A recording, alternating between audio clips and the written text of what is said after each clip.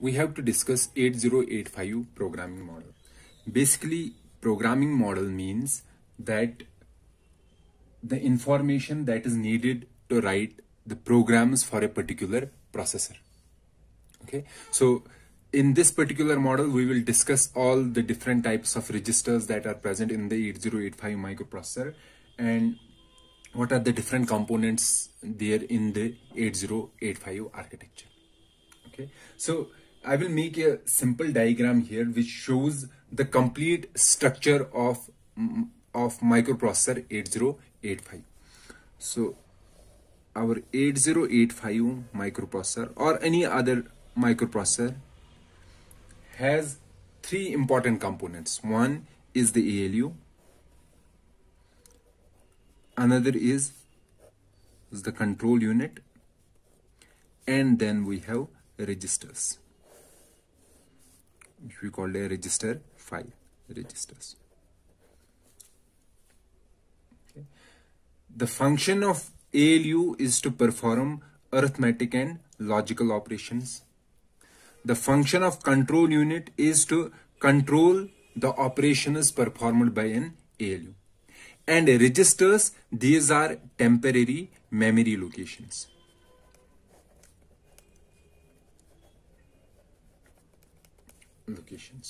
Okay. So first of all, we will discuss about the registers. What are the different types of registers they are present in the 8085, and accordingly we will discuss how we can write the assembly program for 8085 microprocessor. Okay. So apart from these ALUs, registers, control unit, there is a timing circuit also with this control unit which provides the timing information. Fine. And this microprocessor, our microprocessor, this is connected to the external devices, the peripherals, using buses. So what is a bus? A bus is a set of wires, and there are three buses in 8085 microprocessor. One is the address bus, the second is the data bus, and the third is our control bus.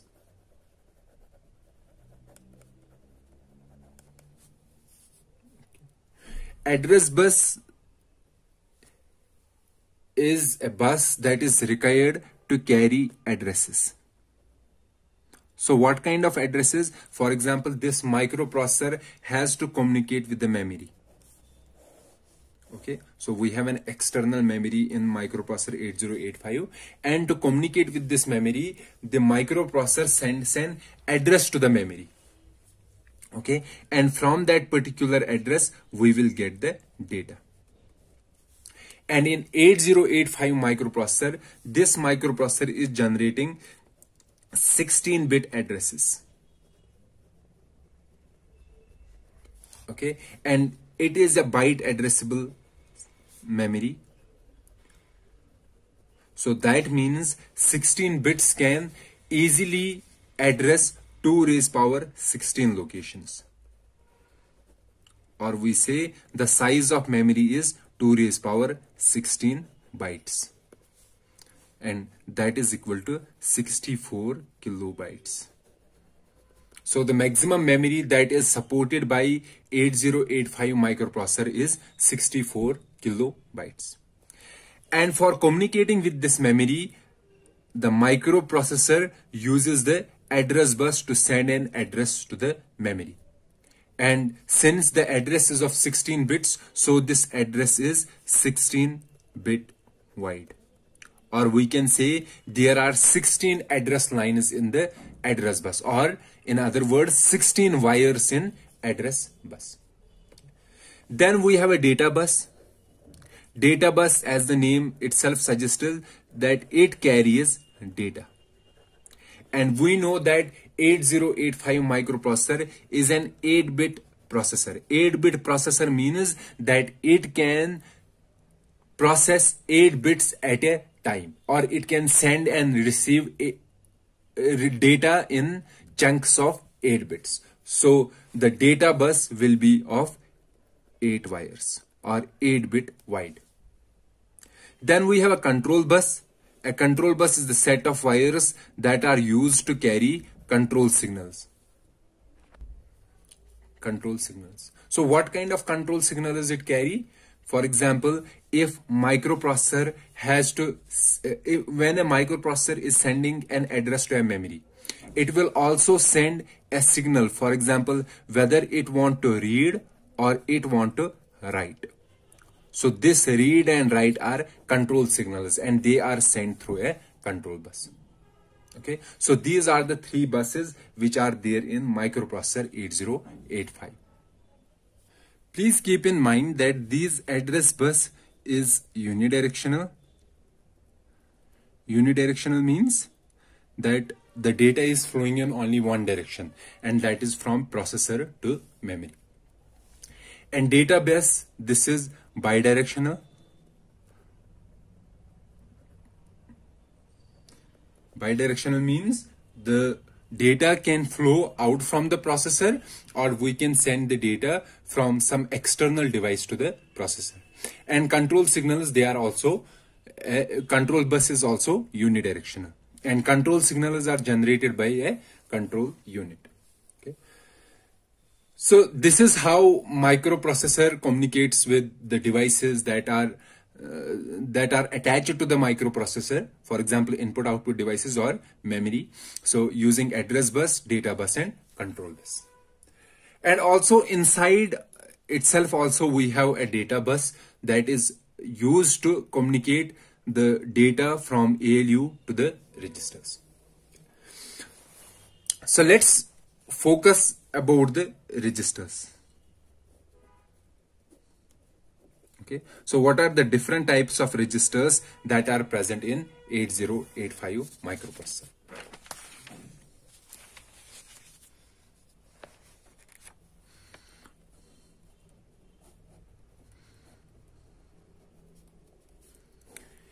In 8085 microprocessor, there are 6 general purpose registers,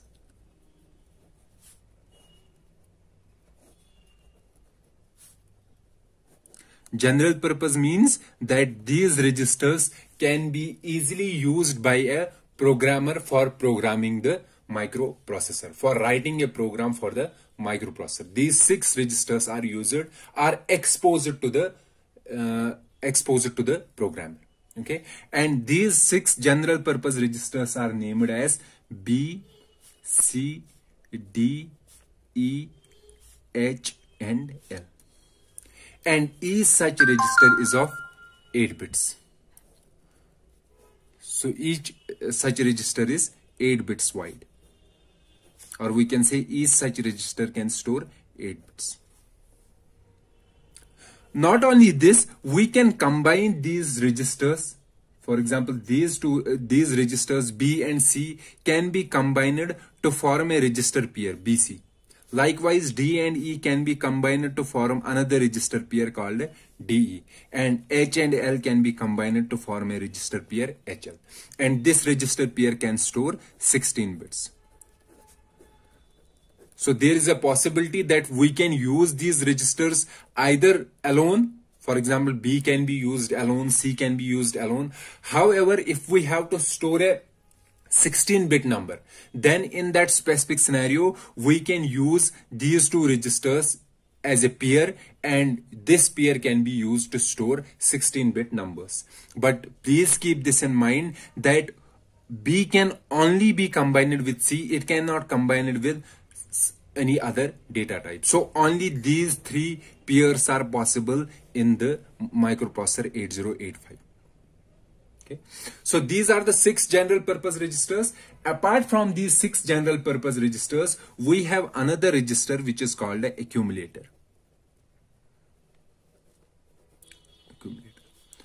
our microprocessor 8085, it is an accumulator based microprocessor. Accumulator based microprocessor means that whatever is the final result of any instruction, any arithmetic and logical instruction, that final result is stored in the accumulator. And in many instructions, this accumulator is an implicit source operand. In most of the instructions, this is an implicit source operand and also implicit destination.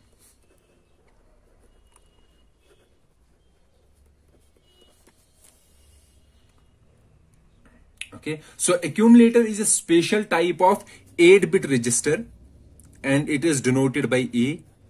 It is a special 8-bit register that is a part of arithmetic and logical unit. Basically, this register is a part of ALU and it is used to store the final result of an arithmetic and logical operation.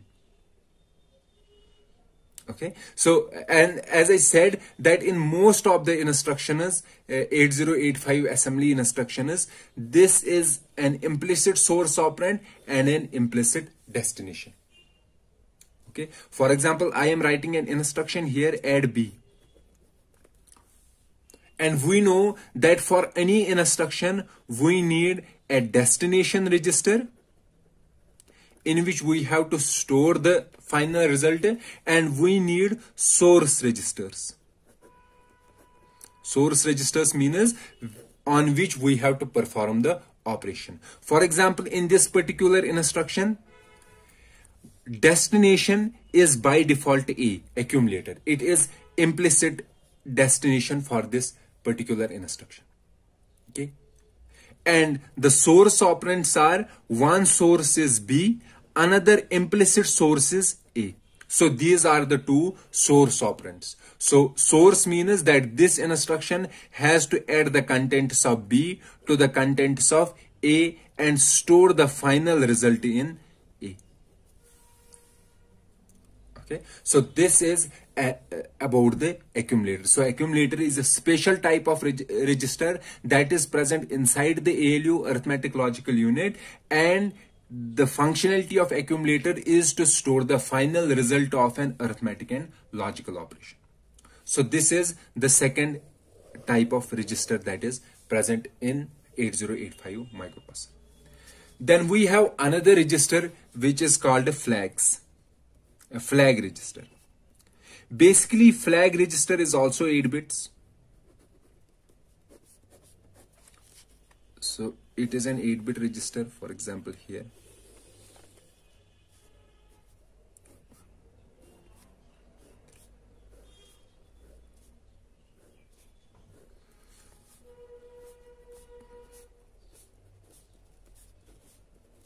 Okay, so it is an 8-bit register in which each bit represents the status of an operation. Okay, for example, I have a program in which I wrote an instruction add B, or there is some another instruction, for example, subtract C. Okay, so these instructions, these arithmetic and logical instructions, these instructions after getting executing, update this flag register or update some bits in the flag register. Okay, and the updates are based on the status of this instruction. For example, if an instruction resulted in final result as a negative number, the final result as a negative number, or we can say the final result that is stored in A. A is the accumulator. If the final result that is stored in A is a negative number, then it updates one of the bits in this flag register, indicating that the final result is negative. Likewise, if I have an instruction sub C, okay, or some other instruction, and the final result of this instruction is 0, or we can say the final number stored in accumulator, because in accumulator we store the final result. If the final value stored in accumulator is 0, then it updates this flags register, some bit in the flag register, to denote that the final result is 0. Likewise, if there is an instruction and that instruction resulted in carry at last bit, so it will denote this, it will have this information that there is a carry at the last bit. That information is also stored in one of the bits in flag register. So each bit here stores the status of an operation, of an arithmetic and logical operation. So all bits does not make sense in this flags register, but there are some bits that are used to store, that are used to information, that are used to give us the information about that particular instruction. What was the final output of that particular instruction? And what are the flags that are present in our microprocessor 8085? There are 5 flags. That means among these 8 bits,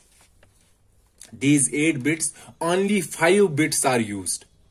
And those 5 bits are, the last bit is called S bit. Then after that is Z bit, 6th bit. Then 4th bit is AC bit, auxiliary carry bit. And the 2nd bit is P bit, parity bit. And the 0th bit is carry bit. So these 5 bits or these 5 flags store the information or give the status of the current instruction that has been executed. Okay, so I will explain this each flag separately. So let's go with the S flag. S.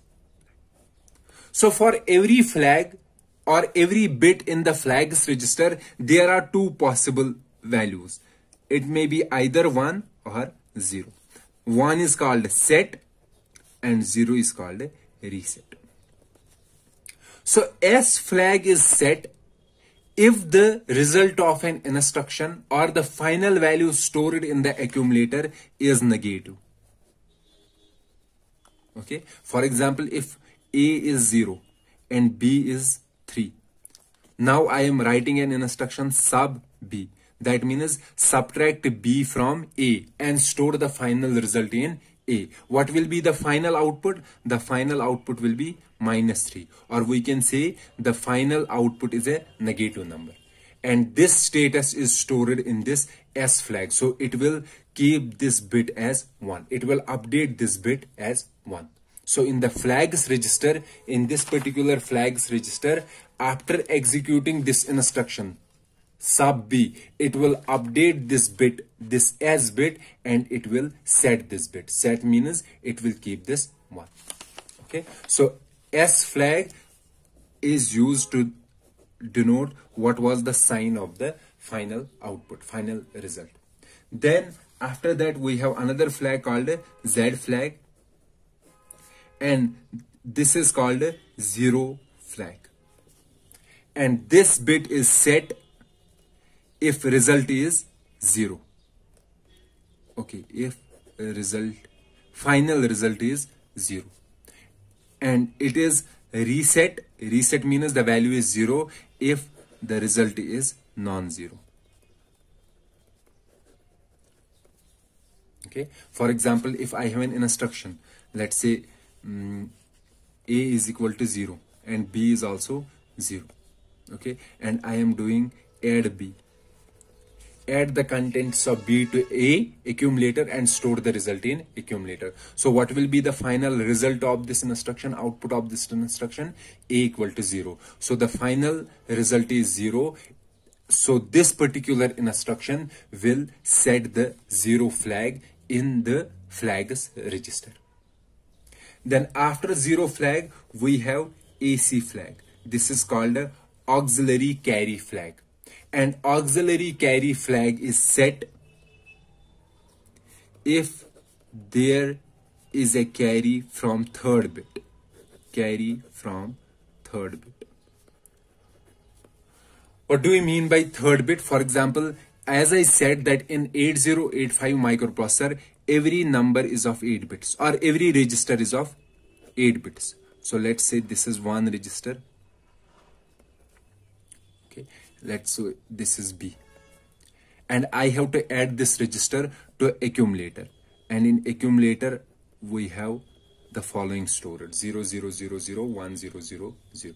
So if I add these two numbers, so 000000000, 1 plus 1 is 1 and carry is 1. So if there is a carry at the third bit, so this is 0th bit, first bit, second bit and third bit. So if there is a carry at the third bit, okay, carry, or we can also say borrow. Borrow will be in case of subtraction. If it is borrowing a bit from its left neighbor, okay, if it is borrowing a bit from that particular bit, okay, so either it borrows or there is a carry at the third bit, okay, then this auxiliary carry flag will be set, otherwise it is reset. Then we have a parity flag, P flag, and parity flag is set if parity of final result is even. What is the meaning of a parity? Parity means number of ones in the binary number. So if the number of ones in the final result is even, then this parity flag will be set. However, if the parity is odd or final result is odd, then this particular flag will be reset. Then we have a carry flag. Carry flag is set if there is a carry at the last bit or at the 7th bit. So if there is a carry at the 7th bit of an operation, then this flag is set, otherwise it is reset. So this was all about the flags register. Now after the flags register, there is another register that is there in the 8085 microprocessor, and that is program counter. Program counter is a special type of register which we also called PC, and this register stores the address of an instruction that is to be executed. That is to be executed.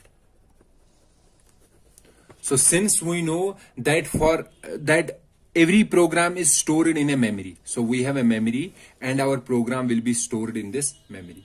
Now, for example, I have to start executing this program which is stored in the memory. Then I have to get the instructions from the memory one after the other. And since we know that for getting any instruction from the memory, we should know the address of that instruction. So we should know the address. And the address of the particular instruction which we want to get from the memory, that is stored in the register called program counter. So what will be the size of program counter? So size of program counter will be equal to the address. And we know that address in 8085 microprocessor is of 16 bits. So program counter is of 16 bits.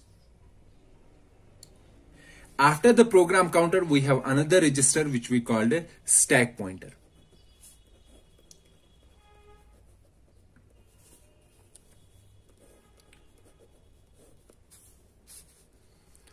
Okay, so what is a stack pointer?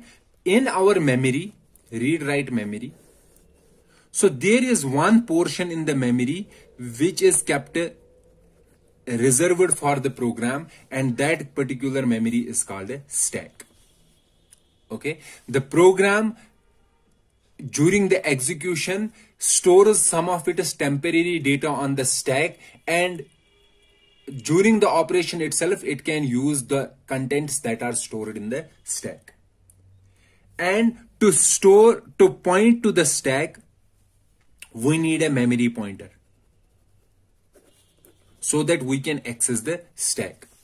So basically this memory pointer points to the top of stack, because we know that stack is a memory in which we store the data in first in last out order. So we push the data, and the most frequent data that has been pushed is popped.